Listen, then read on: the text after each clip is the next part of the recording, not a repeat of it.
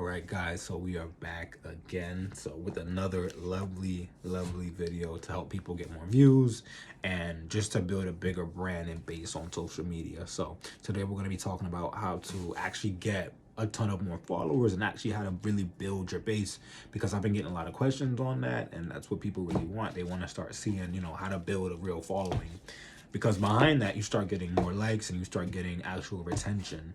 So they're a good, I would say, 5 things that I want to go over. So the first thing is, number one is to research. So these are aspects that you need to write these down and make sure that every single day you're doing them. You're working on them every single day. And you don't go to bed without working on these 5 things. So the first thing is research. When I say research, you want to really, really research your niche and see what's trending, because you need to see what's in demand first. You need to see what people actually want to see. So for people that I help specifically in fitness, I tell them research what's trending for the people that do personal training specifically, I'll tell them, what questions are people looking to have answered, what is trending in terms of the fitness space. So maybe, for example, a lot of heavy lifting is trending, and you want to build your content around that, on what's in demand. That's why I always say, don't try to reinvent the wheel. Don't try to just restart everything. Go with what works. So research and really see what's in demand. The worst thing I see a lot of people doing is they're trying to almost shoehorn new content into a trend, or new content when there's a trend that's already like in flow, or there's a theme that's already in flow. So I would say it changes honestly now every few weeks. Before this, on old social media, on in the old times on social media platforms, the trends would change quarterly typically. But now, because more people are using the apps, it takes less time for trends to change and overall themes to change. So when I say themes, it can just be topics that people are posting on a lot. So for example, with fitness, I'm starting to see a lot of home workouts trend, which I think it makes sense given the stuff that we've gone through in the world in the past couple of years. But you want to pretty much go where there's demand. So if I'm seeing a lot of workouts, maybe for legs, you want to focus on that.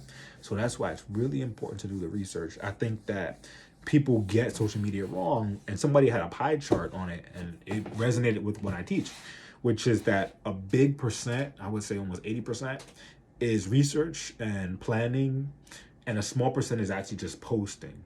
But a huge percent is researching and thinking, getting data on people, and improving. But you need to really, really focus on research, So that's why it's good to have a checklist. I also have a checklist in my other video.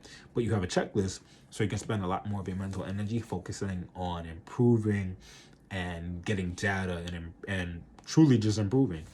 So that was the first thing. The second thing is design. So you want to make sure your stuff looks really, really good, high quality, especially when you're new. When you've been around and you built a base and you had a bad quality recording device, this doesn't matter as much. But especially if you're new and you have a small page and you're really trying to grow, I would say anybody under 10,000 followers, all your stuff needs to be high quality posts, HD, the best quality.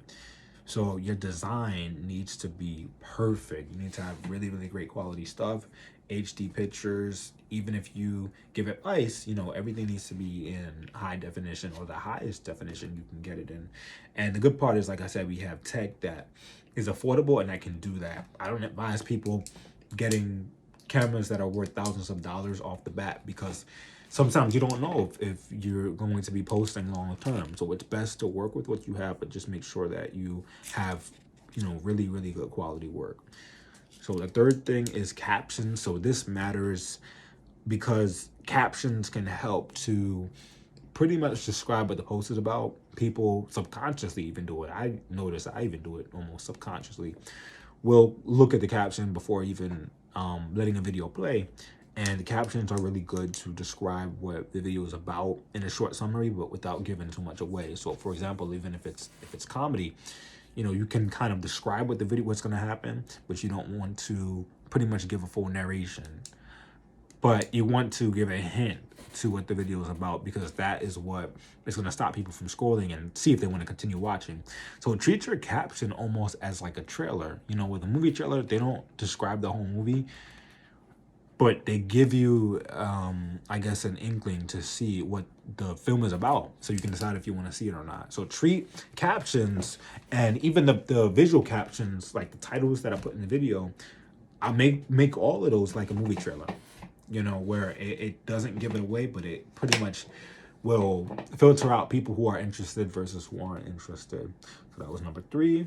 Number 4 is unique. This is part of my, I guess, quartet of the things that I really preach when it comes down to making sure your posts are good.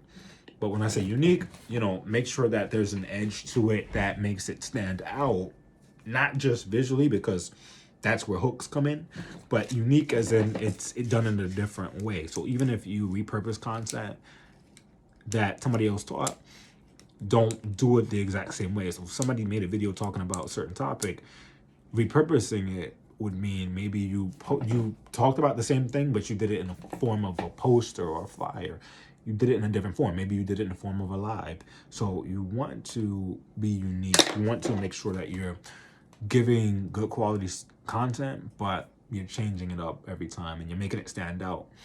But yet you still have that factor of it being in demand, it being what people want, but you convey it in a unique way. So for example, for me, you know, I might find a topic, maybe everybody wants to learn about how to do push-ups the right way.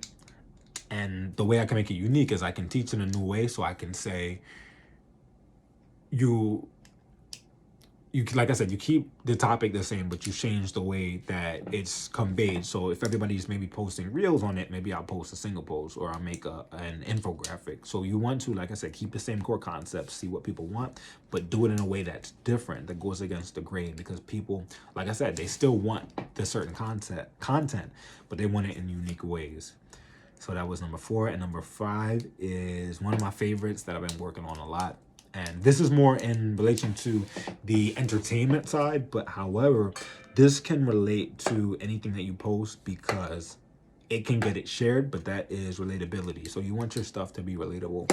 When it comes down to actual entertainment-based posts, always make sure that it's relatable, because that helps out with, you know, getting shares. For some reason, we love, you know, stuff that's relatable. I think that's why memes really took off. You know, back in the day, I think that was a big reason why there was such a very, I guess, stiff hierarchy of people who were getting the most views. But those same principles still applied even with the comedians on YouTube and other platforms, you know, relatability. So you want your stuff to be relatable, even with hooks, you know, even if you're teaching, you know, you want the hook to be relatable. So for me, sometimes some of my hooks might even be, you know, you got 102 views, now what? So stuff that other people can relate to, that goes a long way. Truly goes a long way. So like I said, you want to use this checklist as a way to just get better with your post. But the reason why you do this is because it's gonna pretty much give you a frame of what to use and what each post should include. But that's all I got. So stay tuned for the next video.